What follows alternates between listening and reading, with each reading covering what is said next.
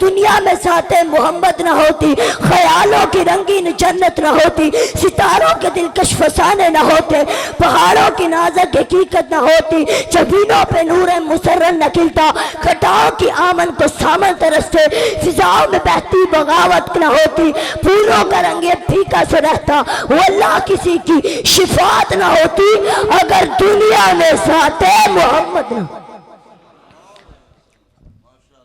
ارے دوست حضرات گرامی قدر، میں اپنی گفتگو کو اختتام کی طرف لے جانا چاہتا ہوں۔ ارے میں تو کہا کرتا ہوں میری تے کل کائنات ہی میرا پیغمبر ہے، میرا تے پیر بھی میرا نبی ہے، میرا تے مرشد بھی میرا نبی ہے، میرا تے رہبر بھی میرا نبی ہے، میرا تے رہنما بھی میرا نبی ہے، وہ میری سیرت کا بھی امام ہے، وہ میری صورت کا بھی امام ہے، وہ میرے دن کا بھی امام ہے، وہ میری رات کا بھی امام ہے، ہفتے کے دن کا بھی امام ہے، اتوار کے دن کا بھی امام ہے، بدھ کے دن کا بھی امام ہے، جمعے کے دن کا بھی امام ہے، میری عقل کا بھی امام ہے، میرے شعور کا بھی امام ہے، میری نماز کا بھی امام ہے، میرے سجدے کا بھی امام ہے، میرے رکوع کا بھی امام ہے۔ ارے وہ میرا مصطفیٰ ہے، میرا مصطفیٰ ہے، چاہے جانے وفا ہے میرا مصطفیٰ، اروح ارض و سما ہے میرا مصطفیٰ، آدمیت آدم میرا مصطفیٰ، کاملیت کامل میرا مصطفیٰ، شمع غار ہیرا ہے میرا مصطفیٰ،